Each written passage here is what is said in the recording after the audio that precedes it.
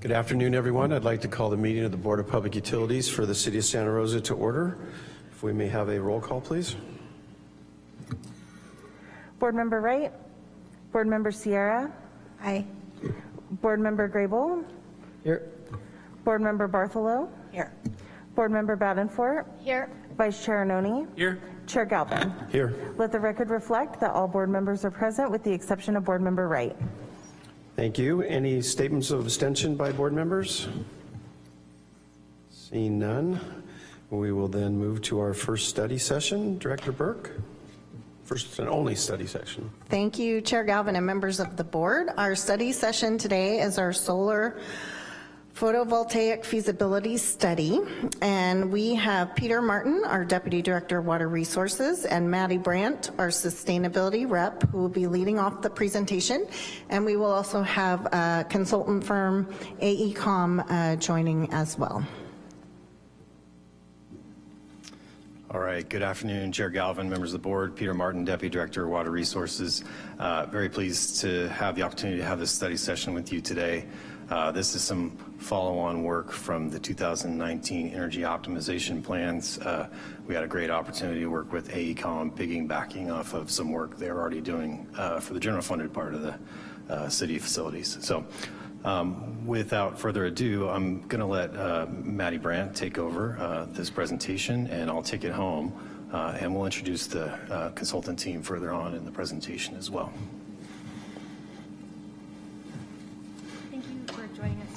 Presentation. Oh, sorry. We're going to be going over the background information that led to this solar energy assessment. And Can you move that microphone a little closer to you? Sorry, is this better? That's okay. Yeah, the closer the better. Thank you. We're going to be going over the background information that led to this solar energy assessment, the different system types that are being presented, the solar system recommendations made by AECOM, and the financial impacts of pursuing this project. In 2019, the city completed the energy optimization plan. This plan provided a roadmap for the city to optimize our energy. Maddie, could you hold for just one moment? We're having a hard time getting the presentation up. It's okay. It's okay.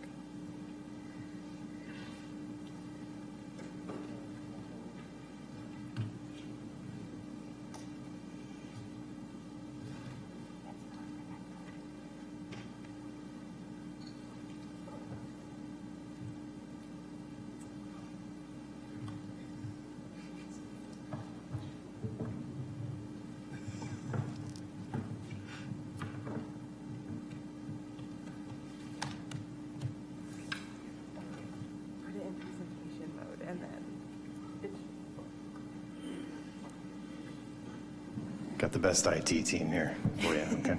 Sorry about that. Good to go? Yeah. Okay. So as I was saying, this plan provided a roadmap for the city to pursue optimization of our energy use. This plan includes direction for the city to reduce our energy usage, reduce energy costs, and greenhouse gas emissions. This plan also supports the City Council goal of promoting environmental sustainability. During the EOP analysis, it was recommended that further investigation be conducted into the suitability of installing a roof-mounted carport solar array at the utility field office. It was also recommended that floating solar arrays be investigated to offset the regional water use energy demands. The City of Santa Rosa then contracted with AECOM to perform the EOP recommended analysis at the utility field office and the Laguna treatment plant. AECOM also investigated the viability of a battery energy storage system, also known as a BESS. This system would store energy produced by the solar system during the day to then be discharged during peak times of use to offset energy costs. In this analysis, AECOM compared the two types of solar systems, a city-owned solar system and a power purchase agreement, or PPA. To go over the differences in the two systems, a city-owned solar system is a system completely owned and operated by the city and its staff. The city would be responsible for all capital outlay costs, operation, and ongoing maintenance. Solar systems have an average lifespan of 25 years. The current loan rates are estimated to be between 4% and 7%. In contrast, a power purchase agreement, or PPA, is an agreement between a third-party vendor and the city. This third party would own, install, and operate the energy system on the city's property. The city then purchases the energy created at a discounted, predetermined rate for the set period of the contract. All ongoing maintenance and operation costs are the responsibility of the third party. This model benefits the city since all risk is assumed by the third party. Standard PPA contracts are for 25 years, where the third party retains ownership of the system. At the end of the contract, the city may either purchase the system, extend the contract, or have the system removed. Current evaluations indicate that the average price of solar energy is $51.20 per megawatt hour. I would now like to introduce to you the AECOM team, who will be presenting their analysis of these two solar options to you. Mushtaq, if you would like to introduce your team. Sure. Hi everyone, Mushtaq Ahmed. I'm an Associate Vice President with the AECOM Energy Business Line. I oversee our ESCO services as well as I'm a sector lead for microgrids and DERs. We have been working with Santa Rosa for almost 3 years now. We started working with the facilities department. We looked at all of your facilities for deferred maintenance and looked at around 60 sites for deploying solar PV and batteries, as well as 7 different microgrids. And then we worked with the facilities department to develop a business plan for one of your sites, which is, I think, called MSCN, and we presented in front of the city council and got approval for that. So I think the facilities department is now working on that. And then we basically started working with Santa Rosa Water, and now we have basically gone through and completed this feasibility study on these 2 sites, one for carport solar and the other one is for floating solar. And I will turn it over to Mano, who is going to talk about that. Hi, good afternoon. My name is Mano Khan, and I'm the PM from the ECOM side for this project, and I work with the City of Santa Rosa team and internally with ECOM to bring this in front of you, and we've done the presentation and the report as well. And I'm going to introduce Mr. Edgar. He's remotely, I think he's logged in. So Edgar, if you want to introduce yourself, man. Hi, can you hear me, guys? Edgar, if you could speak louder. Yeah, can you hear me better now? Yeah. Okay, this is Edgar, working for AECOM microgrid team. I have around 15 years of experience on power system and smart grids, microgrids. We were working on the project related to the renewable energies, and we prepare presentation, and that's all for me. All right, thank you, Edgar. Let's move forward. So as Mushtaq mentioned, so we had 2 sites which we took under consideration. One is the utility field office, and we're going to do the whole assessment. I'm going to go over this UFO assessment first, and the other is Laguna treatment plant as well. So the site already had a solar, and existing PV is 188 kW, and the new system would provide solar on the workshops and the parking lot. And if you could see on the right side of the screen, so that blue rectangle, so that's where this proposed solar is going to be. So we were provided billing for the last year, 2023, and for that year. So the annual consumption was, if you could see, it's a blue, yeah. So the blue ones are the annual monthly consumption for the year of 23, and the low demand are the green bars. And the peak demand I was actually experienced in the summer months, in the month of May, 142 kilowatts.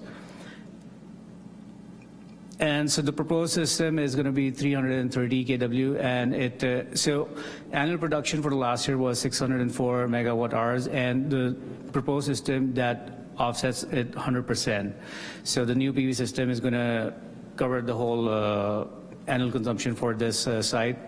And with our feasibility and the way we ran reports, so the month from the, and of course, May to August, which are the summer months, so that would be the highest solar generation, PV energy generation months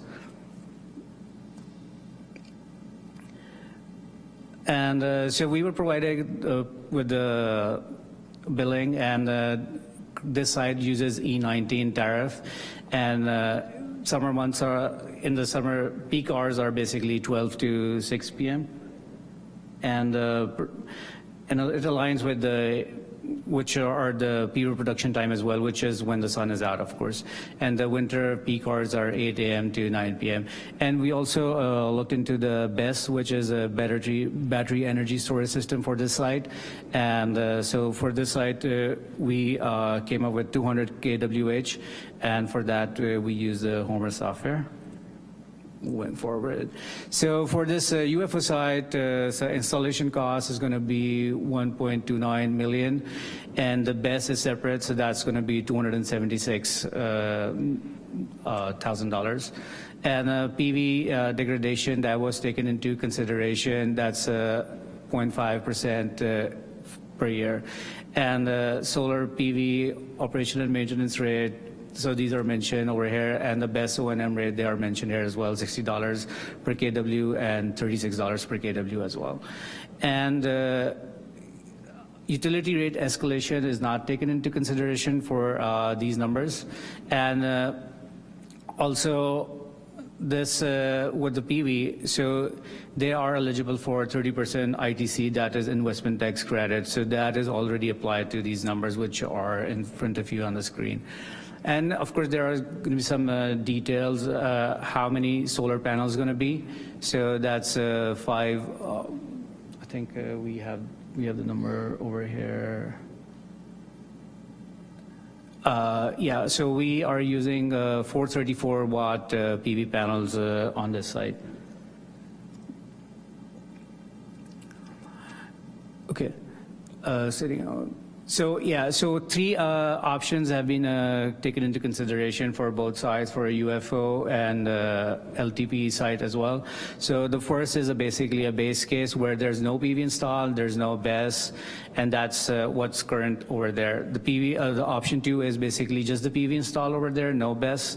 BESS is basically the battery energy storage system, and option 3 is with the PV and the BESS as well. So right now, with which is current base case, so the total utility cost is $152,000 per year. And with the PV installation, so that's gonna go down to $36,000, and with the savings of $116,000, which you could see on the far way column. And the option 3, of course, it's gonna, so if you see option 2 and 3, so energy cost, so basically that's $0, just because, as I mentioned before, we are, with this PV on the side, we are offsetting the energy consumption 100%. So you could see that's why those are 0. And option 3, of course, there's going to be some demand cost, and that's going to be just a meager $919. So it's going to be savings $151,000.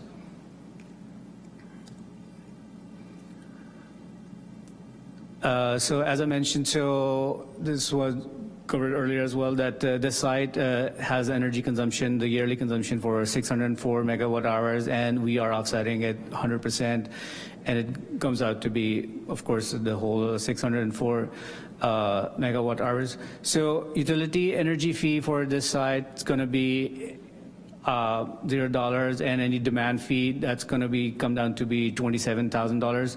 So total cost with the utility cost, but any power purchase agreement energy cost comes out to be $58,000, and utility cost, which right now with the base case is $152,000. Question answers are at the end, right? Okay, all right. So moving forward to the next site, which is the LTP Laguna wastewater treatment plant site.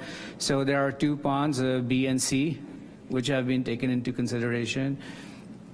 So this site, of course, is way bigger than the other site, which we already talked about. So this one has 24,266 megawatt hour energy consumption in the last year, and with a peak demand of 6,400 kilowatts. Could you go back with this? Yeah. And so that tariff used for the UFO site was E19 and E20 is for this one. There are different tariffs, and considering for the size of the site and how much the consumption is over there. So for this one, the PV which have been proposed is 9.5 megawatt. That is included for the ponds B and C. For one is 8 megawatts and the other is 1.5 megawatts. It comes out to be 9.5 megawatts. And with this, the annual production comes out to be 15,000 megawatt hours. So with this, we were able to offset 61% of the annual energy consumption compared to the other side, which was 100%. And this is going to be a different PV modules. It's going to be floating solar compared to a typical PV module, which you could see. So for the other side, the UFO, it was basically the carports. So they are erected, but these have floating solar because the ponds are bigger in size, so it's going to be floating solar. This is different, and they have a different production compared to the other side as well. And for this, the best size is 5 megawatt hour, and that's we use the Homer software for both of the sites. So yeah, so this is the image you could see on the right side, that how it's going to look like. It's a stock photo. Okay, for this side, so the PV production is going to, the cost is going to be $40.8 million.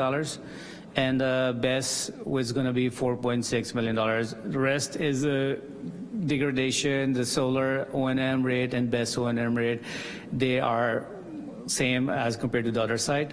And of course, these numbers include the 30% ITC as well. So there we have a comparison for the LTP site as well for city-owned. So right now, the energy cost is $3.6 million and demand is 1.1. So the total energy cost for last year, utility cost for last year was $4.8 million. And with option 2, with just PV, so it brings down to savings of $2.6 million. And since we are doing only 61% of it, so energy, you could see some energy costs, and there's it's $1.376 million. So there is almost $2 million you could see it comes down, the energy cost. And for option 3, with the BESS coming in, and that the savings are, of course, a little bit more than option 2, which is $2.8 million. And it's just a breakdown for the consumption. And so current, it was 24 megawatt hours, and what we are proposing, that's 15,000 megawatt hours.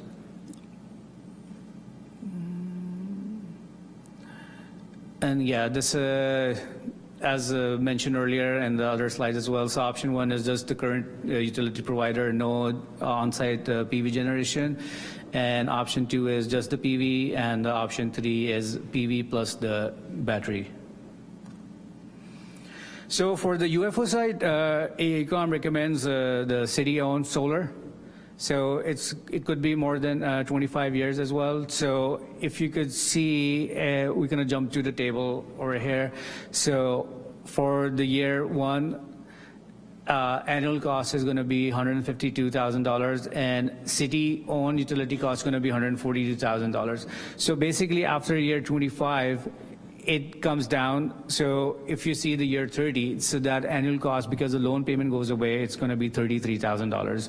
So basically, after 30 years, if PPA is still the numbers you could see over there, they are better than the city-owned over there, but city-owned is for like a 25-year loan, and it start becoming better, better option if you keep moving forward, and it could be signed up for another few years as well, for another 25 years as well.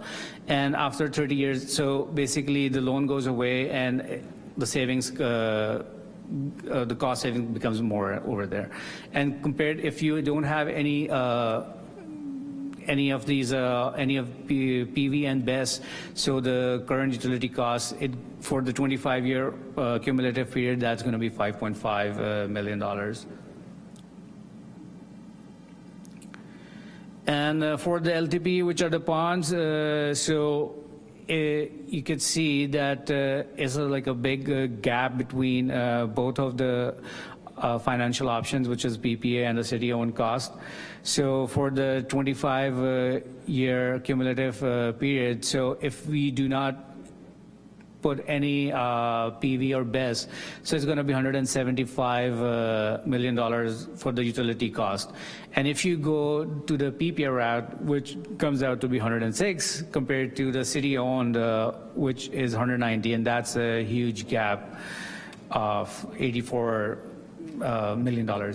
So, and in this case, even after the 30-year period cumulative, PPA is still relevant, and the city-owned keeps going further. So for this side, the LTP side, which is the bigger side, AECOM recommends that the city should look into the PPA option. Oh, he's gonna go. Thank you. So you heard a summary of some of the elements that were in the study and the AECOM summarizing kind of the different cost and benefit scenarios.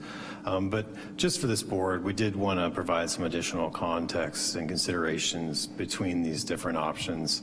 Obviously with the benefits of PPA, or of course you're not taking on a loan or the capital expenditures for an asset to be maintained. Therefore, too, you're not assuming additional capital projects and costs that may be competing with other city projects, of course. And then really with PPA, you're looking at about a 61% cost savings over the term of that contract for your energy purchases. However, the negative elements of a PPA is that the solar system is not owned at the end of a 25-year contract. That is pretty much the useful life sometimes of a solar project. You would need to probably be looking at replacement too. Determining what happens with that project once that term is up is something that has different scenarios under a PPA as well. And in terms of the benefits of a city-owned solar project, the city owns the asset at the end of that loan period, and it would decrease the capital outlay for energy purchased by about 34% over the life of that proposed project under this analysis. And then, of course, the negatives of city-owned solar, we do own solar projects ourselves. We are responsible for all the maintenance of upkeep of some of the ones we have over at the UFO right now. We assumed under this analysis that a loan would, of course, require allocation from capital funds, and again, would be competing with other projects for funding. And I just wanted to point out, staff really directed AECOM to look at offsetting 100% of the current use, that is what is not being generated on site already at the LTP or the UFO through renewables. There is a good possibility that energy usage at these sites could increase over time. Some of the driving factors are, of course, growth in our community, as well as the likelihood that we're going to increase the size of our electric vehicle fleet by the requirements of the state. So that will also, of course, require additional electrification improvements and additional demand and usage over time, along with some redundancies in case of power outages. So, this is a study session, and we have a report, and you have the technical staff from AECOM here today. So what staff is looking for from the board today is, first, of course, is if you have any questions for the consultant team or staff. Is there additional information that you may wish to see coming out of this, beyond this analysis? And then really, if possible, we would like to get the board to give the staff some direction. And really that is, should Santa Rosa Water explore further either power purchase agreement options for the LTP facilities, or even perhaps for both for the UFO? And then really, should Santa Rosa Water further explore a true cost of ownership and purchasing, installing solar PV per the recommendation at the UFO facilities? So with that, we're happy to turn it over to the board and let you ask any questions. Thanks to all of you for the presentation. Interested to hear board member questions and comments. So I'll open it up first to them. Vice Chair Arnone.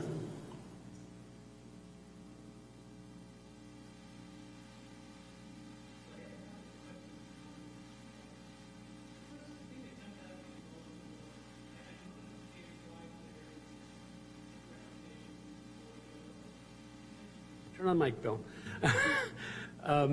The thing that jumped out to me the most was the reason why we're recommending city-owned for UFO and PPA for LTP, and I don't understand why it's not a proportional thing. Where, I mean, if it makes sense for one, it should make sense for both. So if you could clarify why it is that a larger project has less benefit for the city than a smaller project. I didn't understand that. You want me to answer that? Okay. So first thing I would say that it's a type of solar as well, right? So one is a carport solar, which is pretty standard. And to own that, to maintain that, it's very well defined. Anybody can do it. The other one is a floating solar, which are deployed, with the deployment of that is difficult by definition. Maintaining it and making sure that you're getting the right output of that, that's a higher risk. So it's better to get that risk off of your books and into the PPA, right? So in that regards, it makes sense to have someone tied through an agreement, a performance agreement, if you will, to provide you that power at a specific rate. So in that regards, having carports on your books is way easier as compared to floating solar. That's one of the things, right? That makes sense. That makes sense. With a PPA, there's no information concerning batteries being included in the PPA. I assume that's because the contractor assumes all responsibility for whether there's a battery or not. So why is there no BESS analysis for the PPA? I guess that's the question. Mano, you might want to answer that. Was it included, the BESS in the PPA, or was it separate? So for the option 3, we have the BESS. So there are like 3 options. First is, of course, the base case, and the second is just the PV, and the third is basically PV and BESS. So what Mano is trying to say is the third option, when we are considering PV and BESS, both PV and BESS are part of the PPA. Okay. Yeah. All right. For some reason, the table confused me. I confuse easily. So I guess the last question I had was why there is no, why did you target the exact amount of energy use now as the target for the UFO energy production without anticipating any kind of growth or increase in needs? We can definitely amend the analysis to include future load growth. However, based on the scope which was defined, we were going off of what's the current load. And Peter, you can attest to that if that is correct. I did pull up the that slide, and you can see the difference. Just to your prior question, is that really a PPA is you're locking in a price, and you could, in essence, include a battery or not, but those would be configured into what they modeled. So, but as the buyer, you wouldn't really care. We don't care whether there's a battery or not. We're just locking in a price. So if you want to put a battery in it for your benefit as a contractor, then you can do that. Exactly. That's right. Yeah. So I think, in these PPA scenarios, you're really just looking for that certainty for the next, 25 years or so. And as compared to if you're owning it, you're getting that direct benefit. You're obviously the times have changed a bit in terms of the pricing you can assume for selling back any power produced as well. But, that is the difference, I think. It's just a real, they are different, right?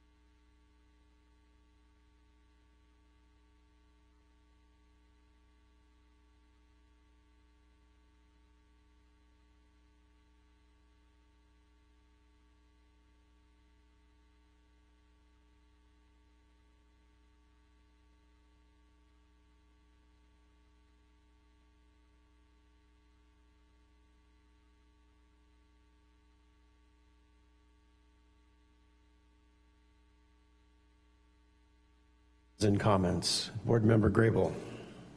Yeah, thanks for the presentation. It's all good stuff to think about going forward. I had a couple questions on the photovoltaics or the floating PVs. Do we know when Healdsburg did this on their ponds, was it a PPA or do they own it? It's a PPA? Thank you. I don't know the answer to that, but I'll take her word for it. I asked because kind of tagging on to what Bill was saying, I know that the payback ratio is much faster or typically much faster for photovoltaics. And so, if that was a scenario where it would make more sense for us to own the infrastructure as opposed to basically paying the rent on it, or basically, reduced power rate, whatever it is.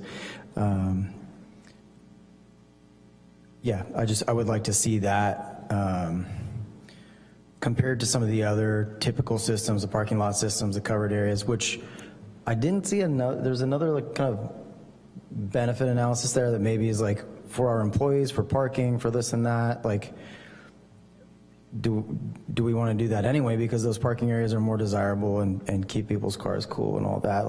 I know that is not a factor in the economics of the cost benefit on the cost of the power and energy usage. At the same time, it's well, if that's something we're going to do anyway in any of our parking lots to both optimize where we're generating solar and create better quality employee interface there, then why not, right?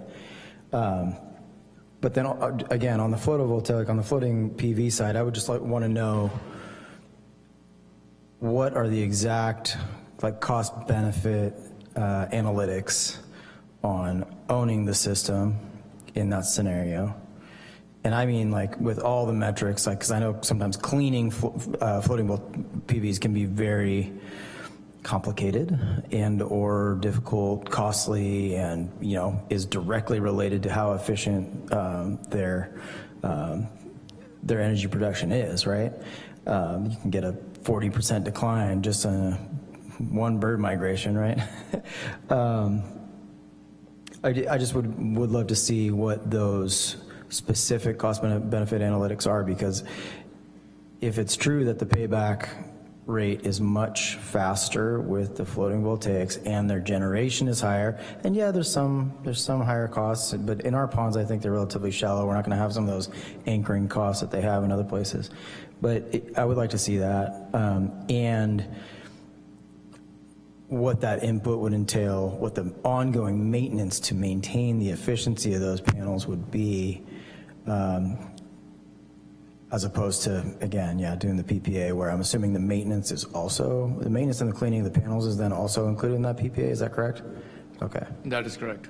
Yeah, so yeah, big issues to balance in my mind that I apologize if those were made clear in one of the tables and I didn't see it, but I just, if it wasn't, then I'd love to see it. Yeah, if you could pull up the LTV, yeah, I think that's actually right there. Yeah. Okay. You want the ownership, cost of ownership? Yeah. She's going to pull up the cost of ownership numbers for the LTP, but in the meantime, I'll just try to answer a couple of the questions there, Board Member Grable. One is we did only take the 2 projects that were recommended for further investigation from those EOPs, but obviously with direction, we always could in the future take a look at all the fixed solar opportunities at different parking lots throughout the city as well too, and AECOM may have done more of that too with some of the other city facilities too, but that definitely we just limited this analysis to those that were identified in those 2019 energy optimization plans to pursue further. So that was the basis of decision to look at these 2 projects. And then I just want to be clear, this was a feasibility level analysis. I did really ask, well, I shouldn't say we did ask AECOM to be very conservative with their estimates. So these are class 4 engineering estimates. We asked them to bake in a lot of different assumptions, and I think they can speak directly to some of those assumptions that went into those costs and benefits directly, and they can talk to you about all those assumptions that they modeled and kind of give you a little more understanding of what went into that too as well. So.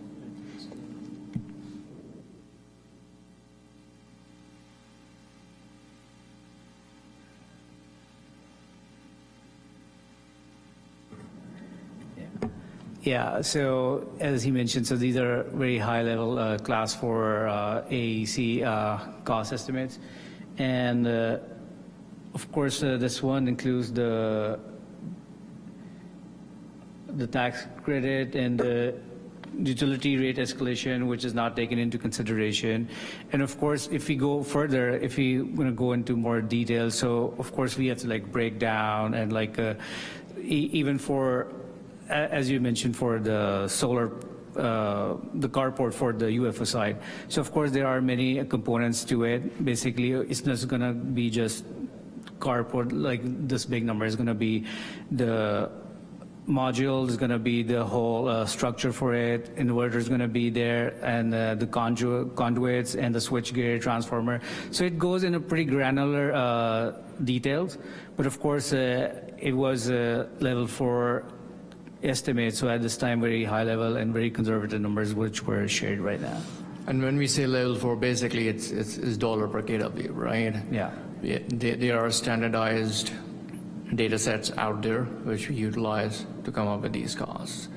However, if we want to further move into a detailed feasibility, we'll start looking into actually getting quotes from vendors or doing like a concept level designs on that basis, how the cost would look like. But currently it's a high level feasibility, which is based on what we saw on site, what our technical experts think are the right solution for these sites, and then based on that, the costs are basically from all the standardized sets. And just so I know how to decipher this, the difference in the O&M rates there, like what, you do O&M rates by kilowatt hour, but then that's by different classification. Explain to me the difference in those two, the solar PV and the BESS O&M rate, the 60 versus $36 an hour? Oh, so that is for the solar, this is for the PV modules? Yeah. And the other one for the BESS, for the battery energy storage system. And in general, maintaining solar PV modules, which are also a lot more than a battery system, will be higher as compared to just maintaining a container battery, right? So in that regards, the costs are higher. And that includes cleaning, I'm guessing? Absolutely. Cleaning, and usually what happens, and I'll give you an example in general for these maintenance, is that you basically sign up with a maintenance contractor. They come, I would say, every quarter to clean everything, test the connections, looking at whether the inverters and everything are working properly, take some measurements, and that's basically it. For the BESS, it's even simpler. It's basically just taking the connection and making sure all the safety systems are in place. That's really about it. And for the BESS, it's, if we just talk about it, just like it looks like a container, but it's not just that. There are a lot of things which goes in. It's going to be the battery, different kind of like lithium battery, what is going to be, and then there's a microgrid controller there as well, and some components for the cybersecurity. So there are a lot of things which goes into this four-letter word, which is BESS. So there are going to be a lot of components which goes into it. So of course there are going to be some soft costs as well, and some of course hard costs as well, which once you break down, so it's going to be different, I would say, line items. Just one more fun comment. I know as a water agency, we're always looking at water usage. I don't know if this is still the case. This is my very much not an expert comment here, but I know in the past they've used sprinklers and water to clean solar panels, correct?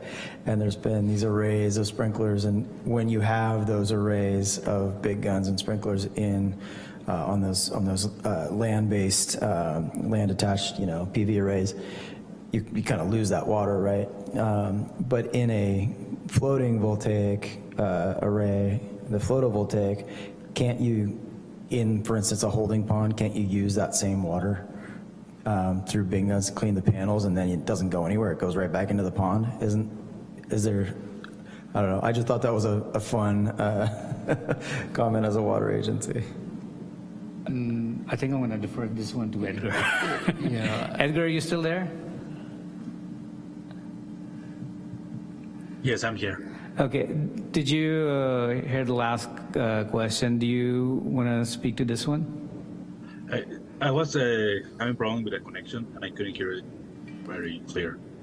Yeah, I think the question is essentially, can you use a sprinkler system on a floating photovoltaic to recirculate the water in the pond and use it as a cleaning mechanism for a floating solar array? On the floating systems are more typical like little robots. It's like a little car is going through the solar panels and cleaning it. In terms of the sprinklers, I'm not really sure about it, but definitely we can take a note. It's definitely an interesting idea. We can definitely look into it, but my only concern is that in general, for any sprinkler system, the water, the quality of water would be an issue, right? So depending on what you have in that pond might be detrimental to the sprinkler system. So in that regard, whatever you were saving in terms of water might increase the maintenance on your sprinkler system. I'm just saying, just thinking out loud. No, totally, Yeah. totally. I like was that a technical term? The tiny robots? Any meeting where we get to have a discussion of tiny robots is an exciting one, I think. No, that's great. Thank you so much.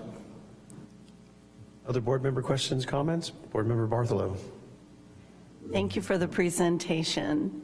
This is exciting to imagine these solar arrays and the cost savings. My question kind of goes to the speed of the development of technology right now, and it's almost frightening to buy something like this today, because in 5 years, there may be something else that works so much better, but you can't live your life that way, right? At some point, you need to make the commitment and run with it. I guess my question is around the systems and the cost of, I'm thinking of maybe artificial intelligence coming in and helping with some of the operations of these systems. And are they going to be able to, you know, to be upgraded that way? Or, you know, if there's some sort of technological hack or fix that could happen to make them a lot more productive, a lot more efficient, is there a benefit to owning it versus having a PPA with regard to the systems? So one thing I would say, again, depending on the components, right? So solar PV, we have seen advancement in solar PV with thin film and the efficiencies going up, but they are not going up drastically, right? It's extremely gradual. So I do not foresee solar PV going from 17 or 18% all the way to 40% suddenly in the next 5 years. That's really not going to happen, right? So it will be gradual. So having a PPA or just owning them for the long term, I really don't see any downside to that as long as they are maintained, right? And they are installed in the right way, they are maintained in the right way, and you should be able to reap the benefits in the long term.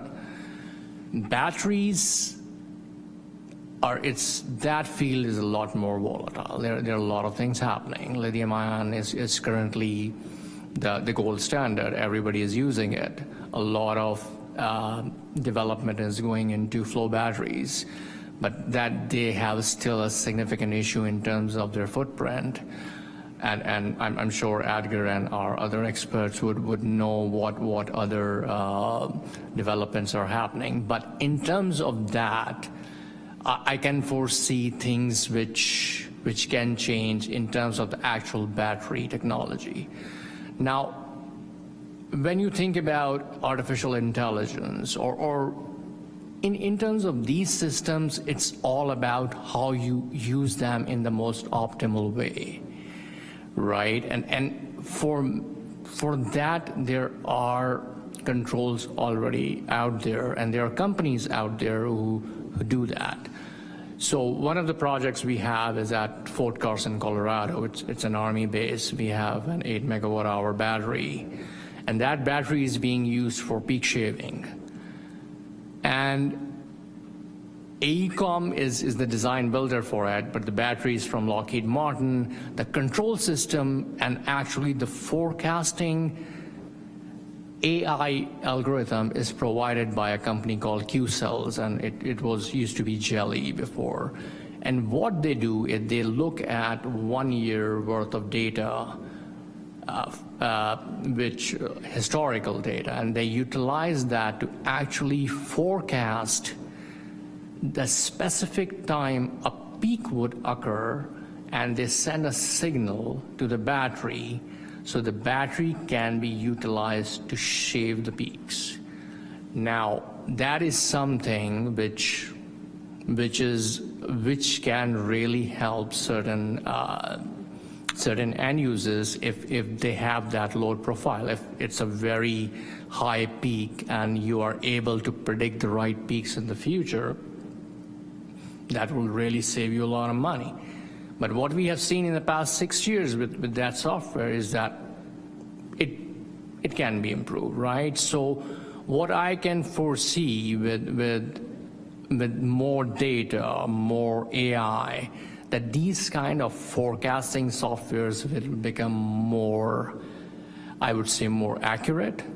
And if they can be deployed to use these systems more optimally, there definitely will be future benefits.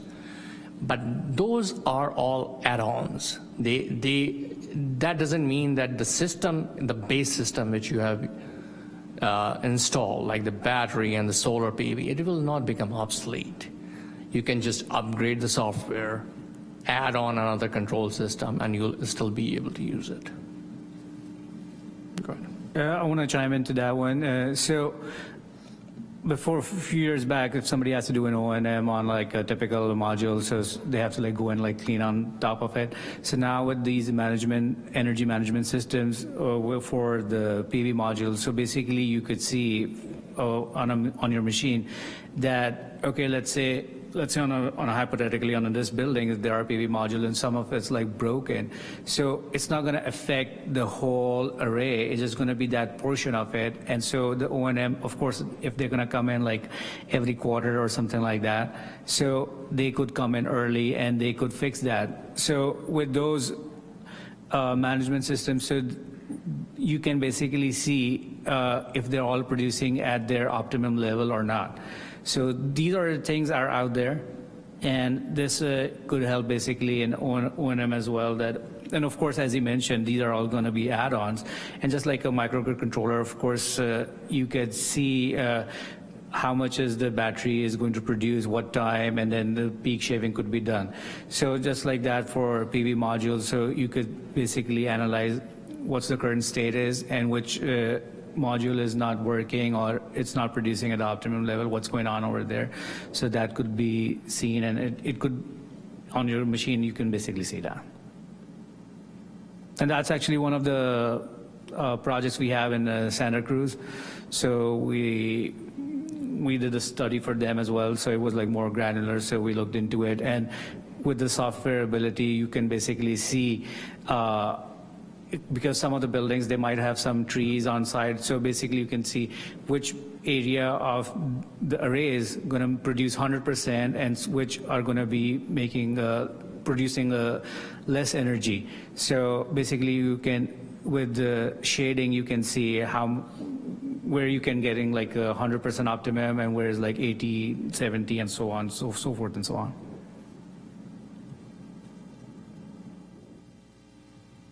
Board Member Badenford? I'd like to add, sorry. Go ahead. So this is Edgar. Yeah, I'd like to add some technical notes here in terms of the energy production and efficiency. Currently, the solar PVs are around 20% in efficiency on the best case. And the lifespan for them is like 25 years. And in terms of the batteries, the efficiency is around 95% right now. And the lifespan is 10, 15 years. So the biggest improvement probably in 10 years is going to be that efficiency and the lifespan.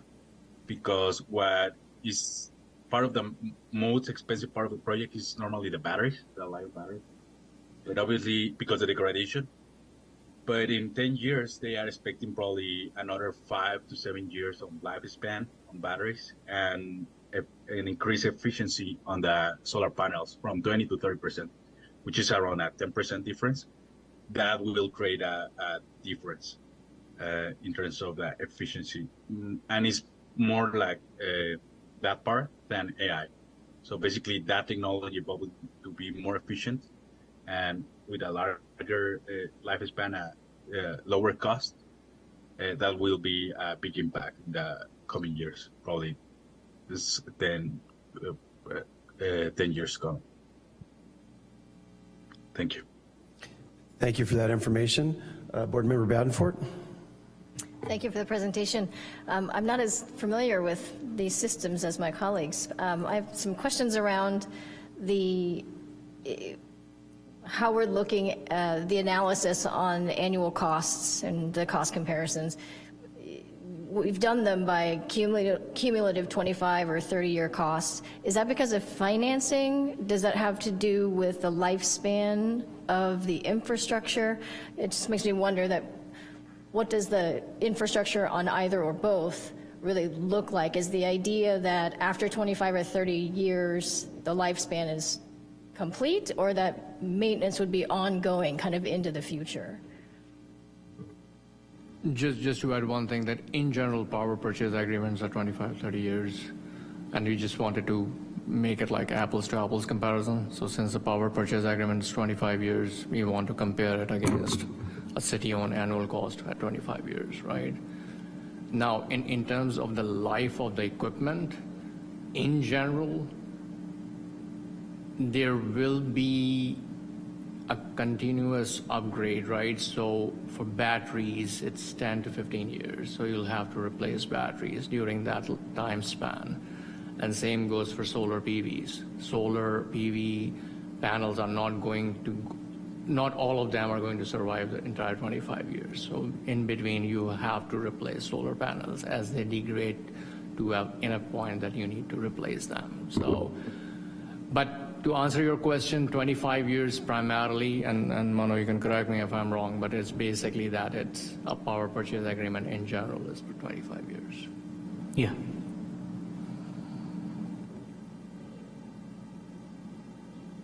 Other questions? Well, personally, I would prefer to see the city own these facilities, but I understand the risk factor, particularly with the potential upkeep and maintenance on the floating system. So I'm comfortable with the recommendation that your company has presented to us. I know staff has reviewed it thoroughly, and I think unless somebody has other ideas, I think we move forward and look forward to seeing how this turns out. Okay, so yeah, the direction of staff is really just to continue to investigate and more refine these two options based upon the recommendation of the study today. Is that correct? Okay. All right, well, thank you again. At this point, we'll open it up for any public comments on item 4.1. If you wish to make a comment, please move to the podium. If you would state your name and your address for the record, please, and you will have 3 minutes. Yes, that's fine. Sorry, I'm a bit short. Eva Polybos, I'm the managing director of electricity, part of the CLT group. We are specialized in floating solar for over a decade, and we are headquartered in Petaluma, Sonoma. So we have participated to the deployment of every floating PV power plant here in California, including Hillsburg, Windsor, Kelseyville, the Santa Lucia Preserve. We would love to be able to participate as well and support the consultant in those studies, feasibility studies, giving accurate numbers, and also what we can provide is a lot of reference from water districts that have acquired the system and water district that has entered PPAs for the system. So you can get an actual unbiased third-party reference that will give you really the pros and cons that they're facing, because those systems are already in operation. So for us, what we want to see and what we want to provide, because I think we have tried many times to be able to present accurate data to the city and to the water district to fully prepare a full feasibility study and accurate numbers for the city to review and for the water district to review for both possibility. So we are wondering if, because we've been shut down because the energy optimization plan and the consulting contract was ongoing, but our question is, would it be possible to open it to expert company to support with this feasibility study? Obviously, it's also at no cost because this is what we're providing to water districts and all parties interested in floating solar. So will it be possible for other company to support and help in those feasibility study, and obviously for you to get accurate numbers to be able to compare really what the cost of those floating solar systems are, because I can tell you they are twice cheaper than what has been presented today. And also the real idea, because you can come visit those floating PV power plants, see what the O&M look like, what the cost look like. And for us, we would really love to be part of this, because we've deployed over 1 gigawatt of floating solar. This is not an exotic system anymore. So we would really like to see if some experts in the field that has worked already with many California water districts can be included in your future endeavor and in your future research for floating solar. Thank you. Thank you for your comments. As I'm sure you can appreciate, the city's already under contract with AECOM, but that certainly doesn't mean that you can't have a dialogue with them or with staff and see what, if anything, can potentially take place, take advantage of the expertise that sounds like your company has. So I would encourage you to do that. Okay?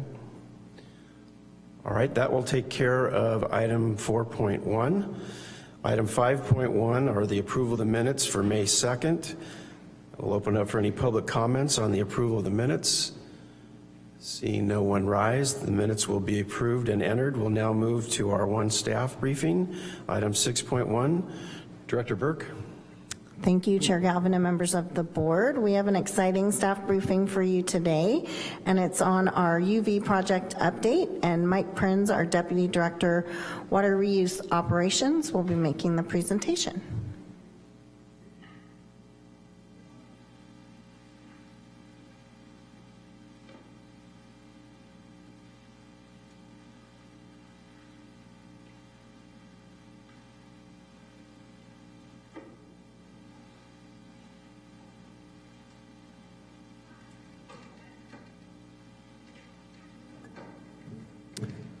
Good afternoon, Chair Galvin, members of the board. Mike Prinz, Deputy Director, Regional Water Reuse Operations. Happy to be here and give you, I think it's my second UV project update. Have a bunch of pictures to show you. It's a very picture-intense presentation. I think it'll be very informative, though, picture being worth 1,000 words, maybe. Starting out on the left-hand side is a picture taken, I think it was sometime last summer, but the picture on the right-hand side constitutes about 8 months of progress on the project since the picture on the left-hand side was taken. There are a lot of differences between the two pictures. Roughly about in the middle of the upper half of the picture on the right, I want to point out that the construction of some of the UV treatment channels is shown. And then predominantly the biggest difference is the large construction of the diversion wet well, which is it looks white basically in the picture, but the concrete structure taking up the majority of the lower half of the picture. Moving on, this is just a different perspective, similar time frame separating the two pictures. I will point out in the left-hand picture that you can see a lot of, they look basically just like dots in the bottom of the large excavation, but those are the top ends of micropiles, which are basically used to keep the concrete structure from experiencing too much upward force from groundwater. Those are tied into the concrete in the bottom of the wet well.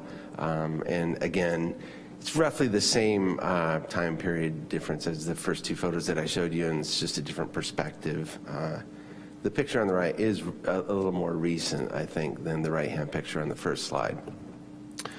This is to just sort of put into context the relative size of the wet well. I'm certainly not the tallest person in the world, but that is a picture of me in the wet well, just to give you an idea of the depth and the magnitude of the wet well. That picture was taken about 3 months ago. And the vertical walls that you see, I think there are 5 of them there. Those are, they call them finger walls, actually, which separate pump intakes, and there will be diversion pumps that will be located between those finger walls, and I'm sure I'll be showing you a picture of those in the future when I do another update. This is a slide that I put together to show the relative size of a number of systems. In the upper left-hand portion of this graphic, you can see a representation of a system with the same type of equipment that's installed at UC Davis. That system has 384 bulbs. Each bulb has a ballast, so you can determine the size of the system based on either the bulb or ballasts. Each bulb has a ballast, so it's a combination. The second largest, or moving up from there, you have the Chambers Creek system, which has 768 bulbs. That is the system up near Tacoma, Washington, which is basically the design basis of our new system. The next largest system is Santa Rosa's existing system, which has 1,080 bulbs. And then the largest portion of this graphic represents our new system, which is 141% bigger than our existing system. And that has to do with the bulb output and the overall design, but it may be, no one's absolutely sure, but it may be that what we're building will be the largest Title 22 UV disinfection system in the country. There are larger systems, but they're not for the same reuse goal that we have in Santa Rosa Water. So I think it's a good graphic to just show relative sizes of systems, but most importantly, the difference between our existing system and our future system, the one under construction. I've got some stats just to run through with you on the project so far. At the time I got this summary, which is February of this year, there were 400 requests for information. Most of those have been addressed. 574 material and equipment submittals. Most of those have been reviewed and closed. 16 approved change orders. That number is now 17. I just signed off on one yesterday. A lot of individual concrete pours. You can imagine that with the amount of concrete that's being placed to construct this facility, you don't do it all at once, you do it incrementally, and as of February there were 78 concrete pours. Some of those were for the walls of the diversion wet well. Those walls are as tall as 23 feet high, and they're some of the thickest walls I've ever seen. They're 3 feet thick, pretty impressive really. Almost 4,000 cubic yards of concrete had been poured as of February. There will be just shy of 7,000 cubic yards poured when the project is done. Quite a yardage, cubic yardage of excavation has happened, just over 26,000 cubic yards as opposed to the total, which will be just over 40,000. That constitutes quite a number of truckloads. There is a lot of traffic at the plant associated with this project. That means there's a fair amount of traffic on Llano Road as well, but just for the excavation alone, there were over 2,300 truckloads of just over 3,500 that are projected for the project as a whole. 1.6 million pounds of rebar. That's a lot. There's a lot of steel in the structures. There will be a total of nearly 3 million pounds of rebar in the project when everything is done. As of February, there were almost 110,000 labor hours on the project. And the burn rate, if you will, on average for the project is over $100,000 per business day. And that's just for Shimmick Construction. That doesn't include all the consultant support that we are getting. So a lot of money is being spent on this project. This is a view of the iron workers, the rebar company installing rebar in the bottom of the wet well. The floor of the wet well is 3 feet thick, so those guys are walking on a web of rebar that's about 3 feet above the web below, a little less than. And this is basically the same perspective when concrete was being poured shortly thereafter. Takes a village, a pretty large crew to do this amount of work. I don't have huge hands, but I use this picture just to put into context the size of some of the rebar. The rebar in that photograph are number 9, which is 1 inch and 1/8 in diameter. It's fairly large rebar.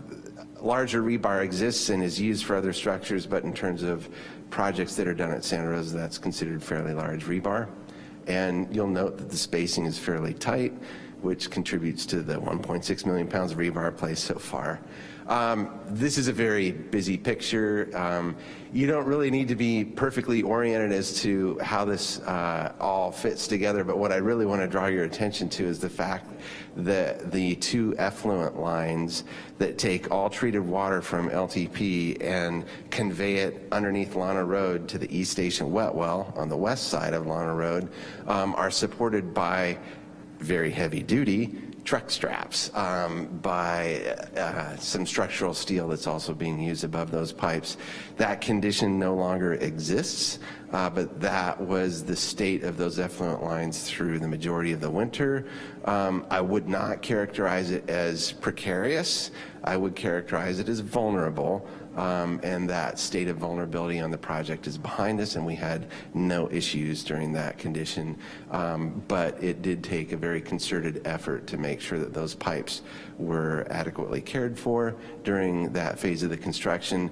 And the reason really that was necessary is the contractor actually had to build a concrete slab under those pipes, and so they had to be essentially supported from above as opposed to the ground below in order for the contractor to build the slab underneath those pipes. The diversion pipeline is a significant portion of the project, and this is just sort of a interesting drone photo showing the installation of a portion of that diversion pipeline. The diversion pipeline is not done. It's probably about a third done. The contractor stopped working on that late last summer, and they're going to start again in about a week, actually. I do want to give credit where credit is due, and all of the aerial photos and drone photos essentially were taken by Joseph Easterbrook with SOMAS, who is the construction manager on the project. The drone photos, the aerial photos on this project are, in my opinion, extremely communicative about state of the project and really the best perspective on the construction as it's moving forward.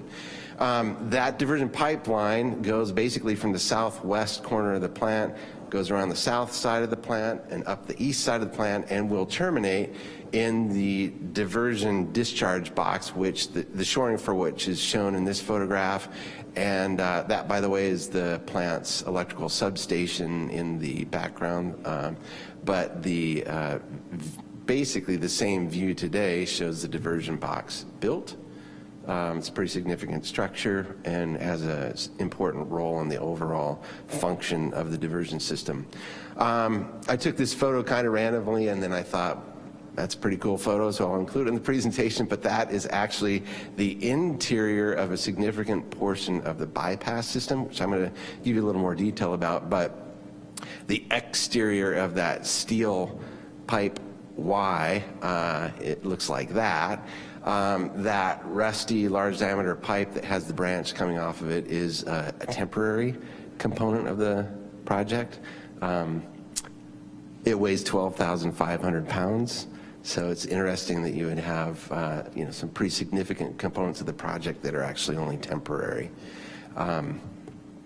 This is an aerial view substantially after that last photograph was taken, but you can see that welded steel, corroded steel, essentially Y, kind of just past the midpoint of the project, about in the middle, and how it is now connected up to some other underground piping further to the right, that black large diameter HDPE piping. That most of that is also temporary.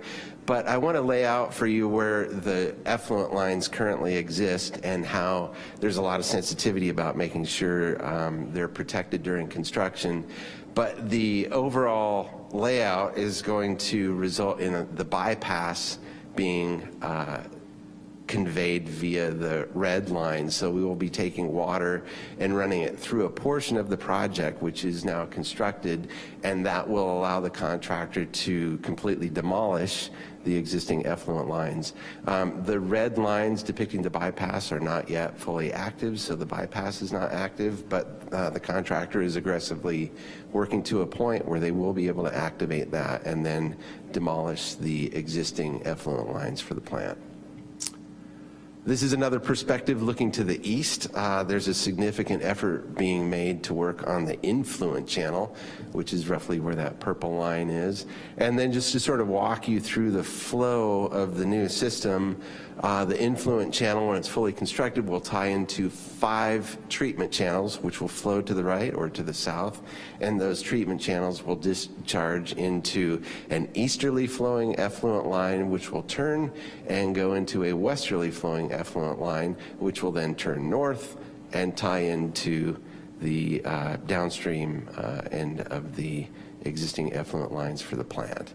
Also, the diversion pipeline will connect up to the diversion wet well and go in roads essentially within the Laguna treatment plant boundaries up to the top end where I showed you that photograph of the diversion discharge box. Traffic is impacted at the plant, so we do have a detour in place that will be in place for a while yet. People are still entering through what is the original middle entrance to the plant. The southern entrance to the plant is dedicated to construction only, and then due to the width of the middle entrance to the plant, we're having all visitors and staff of the plant exit through the northern exit of the plant, and this is just a reminder of how to get into and out of LTP. I want to give you an update on budget and schedule on the project. This is an updated cash flow diagram, essentially, or progress payment trend. This shows that we will be pretty far into 2025 before the project is done. The light green color shows cumulative payments made. The dark green color shows progress payments per each interval. You can see some change order costs showing up as a red component of the columns. The yellow line at the top of this graph represents the contract value, and the red line above that represents the additional money that the board allocated for contingency on the project. To date, we have spent just under $40 million, and that includes $1.5 million in change orders. So to summarize, there are 425 working days remaining. Just over 60% of the working days allocated on the project have elapsed. We have paid just over 53% of the contract value to date and used just under 40% of the contingency available on the project. The notice to proceed was issued in June of 2022, and final completion is currently estimated to be in May of 2025. It may be a little after that, depends on how progress goes, but progress is going pretty well. We may encounter some delays, but nothing that I'm seeing that's too significant yet. So with that, I would be happy to entertain any questions that I hope you have. Thank you, Deputy Director Prinz. Open it up for board member questions or comments. Board Member Grable. Thank you for the detail, Mike. That was great. Your truck strap photo reminded me the other day. My 2-year-old is starting to climb stuff very rapidly, very high, and I took a picture of him before I ran and grabbed him off the play structure at Howarth Park, and I thought, you know what? I'm gonna wait till I have him home safe before I show this to my wife. And then you can say like, oh no, it ended up fine, he's home safe. I was like reminded, you're showing the photo of the truck straps, you're like, don't worry, that's not there anymore. Everything's safe now. Yeah, everyone was on pins and needles during that entire period of the project. No, it looks like a really massive and innovative project, and yeah, thanks for all your detail work. I mean, just can't imagine the immense project management, requirements here. So thank you. We're getting a lot of help from consultants on the project for sure.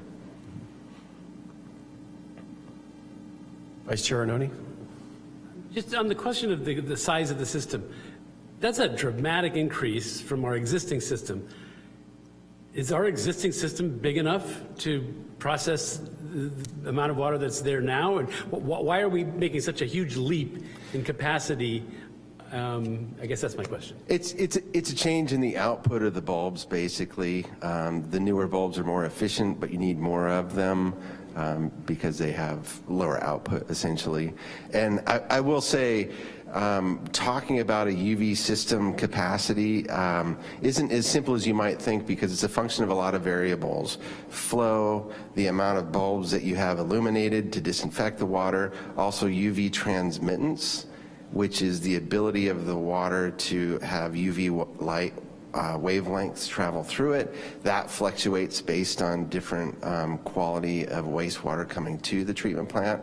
So our current system was derated, which is a regulatory process in 1998, and was derated from around 67 MGD to I think 49 MGD or something like that. The new system is going to restore full capacity to 67 MGD. So, but it is ultimately a function of the type of equipment, and modern equipment is more efficient, but has lower output, so you often need more bulbs. So that's essentially why.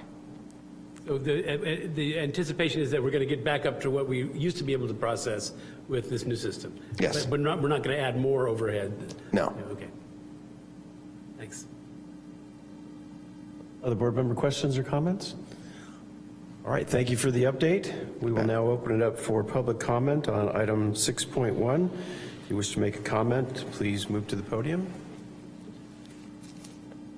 See no one move, that'll take care of it. Thank you again, Deputy Director Prinz. You bet.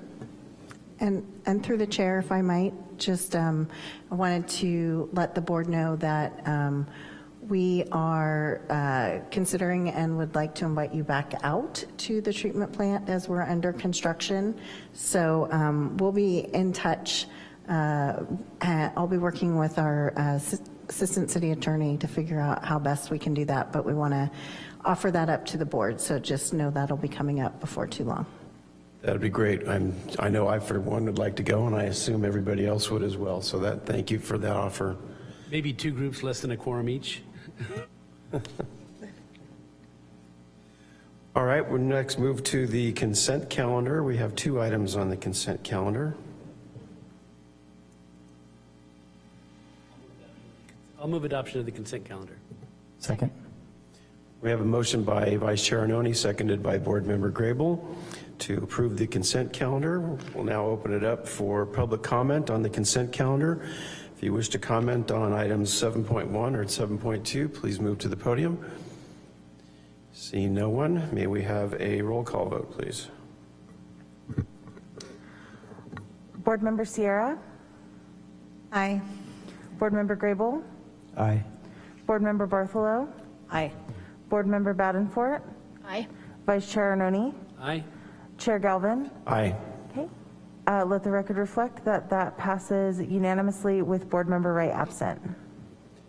Thank you. We have no report items. We'll now move to item 9, which is public comments on non-agenda matters. If you have comments to make, please move to the podium. Seeing no one, that will conclude item 9. We have no referrals. We have no written communications. Do we have any subcommittee reports? I don't think we've had any other subcommittee meetings, so I think we're good there. Any board member reports? All right, we'll move to item 14, Director's Report. Thank you, Chair Galvin and members of the board. I had a couple things I wanted to update the board on. First, I wanted to remind the board that this Saturday we will be having a float in the Rose Parade. The Rose Parade will be starting at 10 a.m. and it'll be going along 4th Street from Hope Street to B Street. The theme is Truck Through Time, and we will have a dump truck and a trailer, as well as a Vector truck, and all will be adorned with historical pictures, as well as a lot of blue flowers. So we will have staff participating, wearing blue shirts, and we will be handing out blue Hershey's Kisses, as well as blue water drops. So we're very excited, and I've heard we may have one board member that may participate with us, which is great. If any other board member is interested in walking with us, just let us know, or come on down to the Rose Parade and you can see us as we go by. So we're very excited about that. Next, I wanted to let the board know that next week on Wednesday, May 22nd, we will be participating in the city's annual CityWorks Festival, which occurs at the Wednesday night market. And the CityWorks Festival recognizes the various teams throughout the city that support operations and city infrastructure. And so we will have a number of teams there, both from our local operations staff with a lot of their big trucks, as well as some staff from our regional operations focusing on the laboratory. City Council will be adopting a proclamation on Tuesday, May 21st for that event, and we hope to see folks come down and learn more about what we do. And then the other item I wanted to update the board on is that we are just about, I hope, to start our agricultural irrigation season, although I don't know what month we woke up in today. So staff are finishing off the seasonal activation of our irrigation pump stations. I think the board's been informed before, but we are allocating 1.3 billion gallons for our agricultural customers this year, which is 23% higher than last year's allocations. We have had our pre-irrigation season agricultural customer update meeting that was held last week, and it went very well with no concerns from our agricultural customers. So wanted to give the board that update on that good news. And last, I'd like to turn over the director's report to our Assistant City Attorney, Morgan Biggerstaff, and he has an announcement he'd like to make. Hi everyone, can you all hear me? Yes. Great. Well, I just wanted to let you all know that I've taken a new position with a private law firm. My last day with the city will be June 3rd, and so this will be my last board meeting with you all. Bob Maddow, who I believe most of you are familiar with, has been and will support the BPU and water staff in the interim. And the city attorney is in the process of recruiting a long-term replacement. I wanted to take a moment and acknowledge the excellence of this board and of staff. Not only are you all very competent, but I've always been very impressed with the care and consideration, and especially your sensitivity to the citizens and the ratepayers of the city.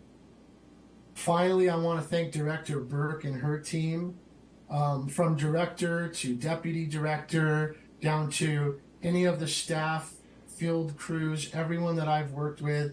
I've really enjoyed the experience.